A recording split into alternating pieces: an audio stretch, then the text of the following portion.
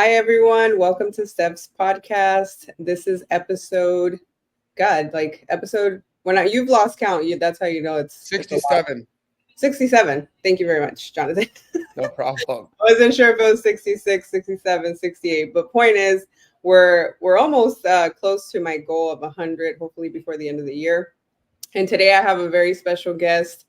His name is Jonathan. He is the managing member of ADU Pals. He has a remarkable track record of bootstrapping multiple startup companies, including one that he grew to over 120 million in revenue over the last 8 years.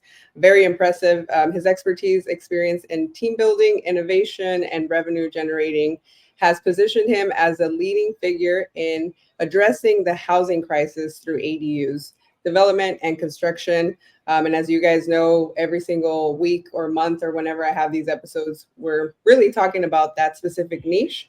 That is a niche that I also service and focus on. So I like to have different guests come on and share their strategies and their hacks, and what's working for them in their market. So I hit it off well with Jonathan. We haven't officially met in person, but we will in the next couple of days. Tuesday, to be exact. Yeah. So just a couple of days away from the IMN ADU Forum event, which we'll tell you guys a little bit about towards the end. If any of you guys want to join us and maybe meet us in person, we're going to be there. But enough of the intro. I really want to, that's the professional introduction. I really want to I want this to be a very casual conversation with Jonathan. And let's start off with, who is Jonathan and how did you tap into the ADU world? Well, thanks for having me, Steph. I will say that that intro is pretty awesome. So I need to give some kudos to my VA because I was like, whoa, dude, who is this guy they're talking about? So yeah, thanks for that. I'm born and raised in San Diego. I tell people I have very humble beginnings. I was a Section 8 welfare kid raised by a single mom. So I know all about, the struggle, grit, sort of earning every dollar that you get. And the value of a dollar and the value of hard work. And so, yeah, I mean, the affordable housing situation, which we can obviously dive into a little bit down the line, speaks to me because I think with supply and demand, as we all know, in the business world, that's basically the first rule of business. So as we bring more demand into the marketplace, in San Diego, which is never ending, demand's always growing and growing and growing in Southern California in general, I would say. Supply has to keep up with that, and it's not. We're falling far, far, far behind, and we're falling further and further behind year over year. So, we need to solve for that. And how do we solve for that? We have to build more, and that can be challenging in SoCal. And we'll be the first one to tell you that our cities are not always reasonable, but California in 2019, as I'm sure you've talked about on this pod, essentially made it so it's a lot easier for us. And as we get into it a little bit further, San Diego even leaned in further to that law, allowing for ADUs. So yeah, we're doing our part essentially to solve for the affordability housing crisis, one door at a time, and we're leaning in. We're all in, and I manage a company called ADU Pals down in San Diego. Background is in construction, marketing, sales. Humans and money is what I like to say, Steph. Humans and money. Yeah, that's a tough world to live in and to be a part of, but it's not for the weak. And you and I both know that you need a lot of grit, a lot of resilience, and your background has definitely helped, which is why I always like to start off the episodes that way. Like, where did you come from? How did you tap into real estate? I was a single mom for a certain amount of years, and so that resonates with me as well, right? And I'm sure I didn't grow up Section 8, but I did grow up in like the rough neighborhoods of Long Beach. So completely know where you come from, and I could say that I'm very grateful for that background because it's helped me in business, and I know it's helped you in business, right? As far as like the resilience, the grit, the consistency, the overcoming challenges, right? With people, like dealing with humans. I think that's the most difficult part, right? About the business, because business is business no matter what, but you're dealing with people, you're dealing with humans. And talk about affordability issues in California, and how does ADUs really solve that problem? Because in many cases, the cost of building ADUs is going up. And then the time that it takes, people think that it takes 3 to 6 months to build these. I like to be super transparent in these episodes and tell people, like, this is how long it's going to take. This is how much it's going to cost. And then at the end of it, it really does solve the issue. But I want your take on that. Yeah, just a little bit more about my background, because I kind of just started chasing White Rabbit there out of the gate. But yeah, born in San Diego. I'm a traveler, been in 45 countries. I started a startup, but yeah, I've been in sales and marketing. I worked for Verizon for a long time, learned how to knock doors. I was in the solar business. My last company had 115 employees, as you kind of stated. We had 12 full-time crews, full-time permit runners, full-time inspection techs, site survey guys. Yeah, 4 offices, 2 states. We built that thing up. And when I started that company, I didn't know how to read a P&L or a balance sheet, Stephanie. We just went for it. So I learned a lot in that business, a tremendous amount about fixed costs, about overhead, about COGS, about what the top line and bottom line really mean, what miscellaneous costs really mean, bandwidth, right? How much time you can spend building out systems, operational costs, how you can mitigate those, marketing expenses, all the things that we are utilizing in my new business, ADU Pals, which we started in November.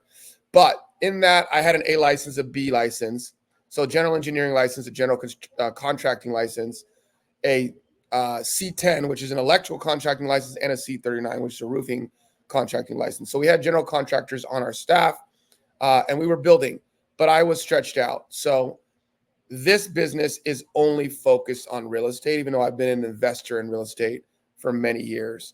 I've always been an operator, so I really like to control the deal. I like to learn. I like to jump feet first and figure it out. That's kind of my way. And then I obviously have mentors, and I read a tremendous amount, watch podcasts, etc., to gather information. That way I don't make mistakes that I could obviously avoid by doing. But I think experience is very, very valuable in life. It's got me, partially where I am today. So yeah, applying all that knowledge from my last company into this one, and then all of my time is spent here. So along with my experience, my team's experience, and then knowing pretty much most of the players in San Diego, both from the municipality, HJ, cities, inspectors, contractors, real estate brokers, etc., agents, title, all, you name it, lenders. You get more and more information, and you can see a little bit down the road, so you can mitigate risk for yourself, because we're investors as well, and we build for ourselves, and for your clients. So that's kind of what we're doing now. As far as the ADU play, the way it's solving is again supply and demand, right? We need more units, and how are we going to incentivize people to do it? Well, you have property owners that already have a piece of property. It makes a lot of sense for them with expenses and cost of living so high in California. Right. How do people solve for income down the line when they retire? How do they solve for cash flow issues today? Well, if we can make it make sense and pencil for them, garage conversions are a great way to do that. The infrastructure is already there. The framing and foundation is already there. We don't have to dig. It keeps the cost down. Building new structures behind often works as well. It has to be the right situation, as I'm sure you explained to your clients, Steph. It has to be the right situation. It has to make sense financially. They have to be able to afford to do it, or be able to, get credit to be able to do it, financing. But I think with the cost of the dirt and the property in backyards, front yards, and garages, frankly, it makes a lot of sense to look at this really closely. And as you can see, I mean, we are in the early stages of a massive, massive gold rush boom in the ADU space. I agree 100%. I mean, the next, 5 to 10 years, we're going to see an increase in the ADU world. And I feel like we're one of the first ones tapping into that space, right? And as you high five, air high five, virtual high five. Yes, exactly. I tapped into it by working with so many investors, in Long Beach, and, working like your first time home buyers who want to, like, now as a first time home buyer, if you want to tap into today's market, your average payment is about $5,400. So in order for you to offset a $5,400 payment, you have to think as an investor right off the back. You're no longer buying your first house and then eventually buying the second one. You got to buy the first one thinking of how you're going to build the second one already to help you offset a lot of these expenses, right? While at the same time you're providing more housing, right? So it is solving two issues: the affordability issue for new buyers to tap into the market, and then for existing like homeowners as well, right? Being able to leverage their properties to build and then help them cash flow so that they can rinse and repeat the process. And I think it applies to everything, right? In multifamily, I see that a lot. I haven't done a whole bunch of multifamily projects, but that's kind of the goal. Only because I feel like in multifamily, there's a lot more leverage with capital, right? I think one thing that we could get better with on the residential side with ADUs is the financing, especially for first-time investors who want to tap in and without equity, right? If they don't have equity, you're kind of limited to your options as far as financing goes.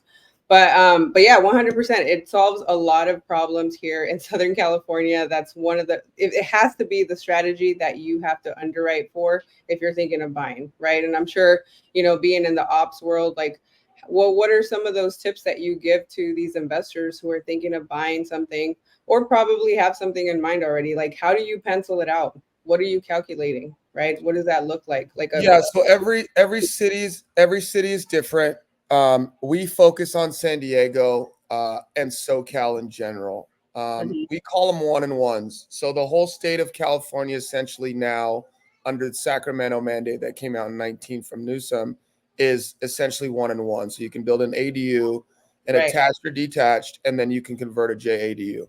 But in San Diego, we can stack ADUs similar to what you're talking about with multifamily. So I can build, I mean, in San Diego, let's just take like a 10 to 15,000 square foot, 10 to 15,000 square foot lot. That's a big lot in San Diego.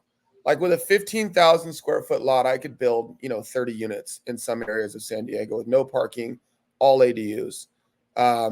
So they're really, and that's based on like what's called SDA and TPA. And I don't want to get into sort of the overlay and base zoning, but they're essentially trying to make it incentivize developers and tenants to live close to public transit. Because, what, no matter what side of the political spectrum you're on, California is a blue state. So they're, at the forefront, they're at the forefront of solar, which is now washed through. So Republicans and Democrats both believe in solar. I feel like it's going to be the same way for ADUs. California really, really is pushing it out to try to solve for the affordability crisis. Now, how that relates from a larger standpoint from the state down to the municipalities is where people like you and our company come into play, and either local architects and experts in wherever you are, because Right. every city has different sort of guidelines for what they will allow. And then every property is different. So I don't want to get into the nuances of it, but you do have topography, right? You have water, you have utilities, you have things that need to be explored, which is why a professional needs to be involved. And, I guess the question that you asked, to circle back on it for investors, is don't get in too deep until you know what you're doing. Make sure you have your debt and your equity sourced, and make sure you're doing your due diligence and using a consultant or an architect or an engineer or multiple. Understand the surveys, the utilities, and get going on that stuff sooner rather than later, because you can get your lunch ate if you try to bite off too much, more than you can chew too early. I've taken some on the chin, Steph, and I'll be the first one to tell you, when you're the guy that's willing to run across the minefield because you're just like, we got to make it, you know, Right. you might lose a couple limbs, but once you make it to the other side, you can turn back and be like, hey guys, watch out for that, watch out for that, watch out for that. So that's my advice to investors. I would say always go for it, but go for it in the right chunks, the right space, with the right team, the right people. And real estate 101, you got to buy right, right? So if you already own the property as a homeowner, then you're kind of stuck there. So we'll see what we can do. They don't always make sense, but very, very often they do. For an investor, buy the right property, do your due diligence, know what you're getting yourself into. Try to mitigate your risk on the front side before you actually tie it up in escrow. Or when you tie it up in escrow and you're doing your due diligence, make sure your boxes are checked before you actually close. And again, utilizing people like you, Steph, who know real estate, who know this ADU space, I think is very helpful and well worth the money rather than getting stuck with a property that's a loser and that cost could be exorbitant. Right. Yeah, I think one of the benefits of also being a realtor is I can casually do like a, a mild feasibility study for them during the due diligence period, which I think should become the new norm, right? If you're an investor, the same way you're going to do a general home inspection or termite inspection or whatever, doing a feasibility should also be part of the game plan if you don't really know what you're doing. Choosing the right people, I think, has been the most difficult part, especially, in Southern California. I do hear about it up north, anchored tiny homes. I just did a post the other day on how they scammed people for like 100 million. And so I think it's very, so I saw one on Mosaic and I saw one on Anchor. There's going to be more like that, there's unfortunately. going to be more I because was at the forefront of the solar boom, and there were so many companies that came and went, and it was horrible. I mean, there was a really big company called Sun Edison that their market cap was in the multi-billions, and they wow. went under. And I heard some horror stories, and I don't dwell on negativity. There will be more of that, but to your point, and I'll let you make it, but I think what you're getting to is you need to be selective about who you work with. Exactly. Work off referrals, do your due diligence, look someone in the eye, shake their hand if you can, fill your gut out. And but once you find that person, trust them and work with them and go. That's kind of the way that I run my business and my own, when I need something personally. Right. Same. Yeah, I mean, definitely by referral is the best way, I think, to vet people. Going to check out their sites, maybe not paying them all up front, like get a payment schedule done, understand what that process looks like. So you do have to do some research. You can't just rely on, the best ADU company in town, because they may be good today, but then 2 years down the line, they didn't budget correctly. They didn't pay out, their subs, and then now jobs are halfway done, which is reality. But I have a group that I'm thinking of now that I'm not going to mention. Say it. No, I'm not going to mention their name. If you are interested in hearing about some companies not to work with, I will have a conversation with Stephanie offline, and she can tell you. I'm more interested in letting people know that there are options other than us, ADU pals. Right. But we pride ourselves on, we essentially we're giving the service that we have earned. So it's like for us, by us in a way, like we are investors first. So we have put our own equity, our own capital, our own investors' capital at work. We have done that due diligence. And so you get to essentially reap the benefits of that as another investor or a homeowner. And let me break that down real quick. I was going to say, let's talk about that, because I haven't had someone on the podcast break down an ideal situation like that. So let's say I'm an investor. I want to buy, hey, Jonathan, I want to buy a 10 unit in SD, right? So we have, there's two responses to that or answers. We have a 3-step process for ADU pals when we go B to C. Let me back up. So we have a 3-pronged approach for our business at ADU pals. The first one is we are investors. That is actually number one. We are looking for good properties to buy with our own equity. We source debt and we bring in capital partners. We build, ground up construction. We flip properties. We're developing and building ADUs as well as small multifamily, mainly in San Diego. We want to build our own real estate portfolios in our group to be able to provide wealth for our families, our offspring, and that's why we got into this business. We are approaching that. We're not ashamed of it. Actually, everyone we work with loves it. They're like, wow, more people should be doing this. I'm like, I know. You guys can do it too. Let's work together. So that's number one. Number two would be B2B, Steph. So we work with, there's contractors, there's agents, there's brokers that want to build and grow their own real estate portfolios, to e-commerce people, doctors, et cetera, other businesses that, they own property. Okay, look at this ADU thing we want to build, lower barrier of entry. How do we do it? We partner with them through a JV. So we can bring debt, we can bring equity. We obviously bring the construction operational experience. We can give them properties to buy, et cetera, et cetera, et cetera. However that works, and those structures are all deal specific, depending on who the investor is, what the property looks like, et cetera. So that's our B2B. And then the third one is our B2C. So that's essentially Tom and Sally homeowner, we call them, who own a property. I want to build an ADU. I want to build 2 ADUs. How many ADUs can I build? And then that segues into what we do for Tom and Sally homeowner, which is, okay, guys, we're going to start with our 3-step process. Again, number 1 is the PPR, Steph. So that's a feasibility report. We break down what can be done on the property based on the current code, what code we see coming down the line, et cetera, et cetera. So that's the feasibility study. We call that a PPR, a property potential report. We do a site walk. We do a consultation with them to break it down. They can ask all their questions, et cetera. And then from there, we move into the design phase. So we'll design that project with them based on what's realistic for their budget. And again, the benefit, and I think what separates us, not to sound cliche, from the rest of the market, is we are investors, Steph. So we're looking at it like, hey, what inventory is on the market? I know you want to build a 3-2 because bigger is always better, but it's not. What if that market's close to a college and a studio is going to actually be much more cost effective to build and going to net you a larger return, et cetera. So we're looking at it through the eyes of investors and relaying that information. We're breaking down all the data and they get to ask those questions. And then step 3, of course, we mobilize our crews and we come out and we build it. So we build everything under the sun. Our COO worked for Habitats for Humanities. He built a general contracting company and sold it. We've built a tremendous amount of stuff. So ADUs for us, not to sound, humbly, ADUs are bread and butter for us to build.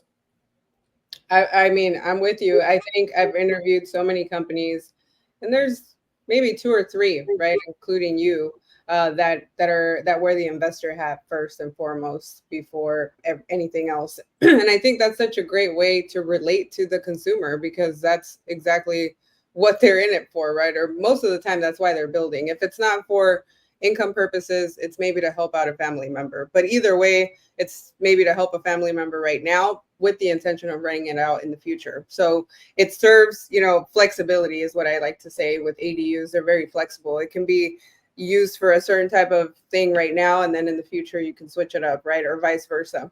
But to your point, I'm actually going to talk about that at the event in regards to bigger is not always better, right? You just said that right now, like maybe you want to build a 1,200 square foot ADU because you're thinking you're going to max out rents, but you really have to understand your market. If you're near a college, or if you're catering to travel nurses, you're doing MTR, those typically do much better in a 400 to 600 square foot ADU model, right, than a 1,200. And so really understanding like what is favored in your market is what you want to go with. Not to mention that if you build anything under 750 square feet, you're also avoiding a lot of these impact fees. So no, you're not going to know that off the top, right? Unless you're working with a professional who's really looking at what are the existing codes, and then what are the codes to come too. I like when you said that, because one that I have in mind right now that I'm really keeping an eye on is SB 1211. That's one that I'm going to be focusing on. I don't know if you've heard about it, but I have not. I'm focused on SB 10 because that's going to be a home run for us in San Diego with stacking. But let's hear about it. I'm going to put it in my notes now. Well, we can finish the episode with just a little bit about SB 10 and SB 1211. So SB 1211 is really to promote and enhance the multifamily ADU count. So if before, you could build up to 2 detached ADUs on a multifamily, you can go from 2 to 8 with SB 1211. So it's crazy, like the amount that you can stack up, if it's feasible. But the fact that you can do that, I mean, that's really good. That one like SB 10, where it is going to be essentially from the state, and then every municipality has to approve it as well. Unlike SB 9, which was essentially you cannot fight it, even though they're fighting it in LA. Yeah, they're fighting it in a lot of charter cities, which is like ridiculous. That's a whole other conversation. But I mean, I'm looking into it, so maybe we can talk about it on Tuesday and come up with a game plan. But I'm definitely keeping an eye on both of those. But SB 1211 I mean, as I transition into multifamily, 100%, that's going to be the model. So I love it. One thing I want to mention, guys, you can find me. I have a podcast called Skip the Lines with Jonathan Mitchell. You can find me on Instagram at Jonathan Mitchell RE, JONATHAN And I'm also pretty active on LinkedIn and Facebook, and adupals.com, guys. One thing I want to say is the incentive for us to build is dual in part. Number one is we are capitalists and we want to make money. I'm going to be very honest about that. Number two, we do want to solve the affordability housing crisis. So the space for us works because it solves both of those problems. And you can't do one without the other, that's right? right. I mean, we are motivated by money. I mean, that's all a lot of reasons why we get up and go to work, every single one of us. So we want to go on vacations. We want to be able to, have nice weddings for our children and all the things that, come with that hard work, right? So we want to be incentivized to build, but also we have to build some of our units that are either affordable, very affordable, et cetera, et cetera, et cetera. So it's essentially we get some market rents, we get some that are below market rent that are affordable, very affordable, and those are deed restricted. So that does affect our market cap. It affects the value of the property in the end. But because San Diego is so expensive to live, Steph, it doesn't really affect essentially our bottom line as much as one would think. But it does create a supply, which in nature would eventually over time bring the cost down, in addition to providing affordable housing for new tenants that need a place to live. So that's my plug, www.adupals.com, guys. I'm very active on social. Stephanie can probably tell you that, as is she. So I'm stoked for the IMN to meet you, chop it up and talk about real estate that we love, Oh yeah, tell them about the IMN, a little bit about that, and hopefully any of the people listening, because I think this will be aired in the next day or two. So cool. Yeah, IMN, really, really big conference provider. They put on conferences around the country, mostly in really big multifamily spaces, but they're out of New York. Very sophisticated investor base.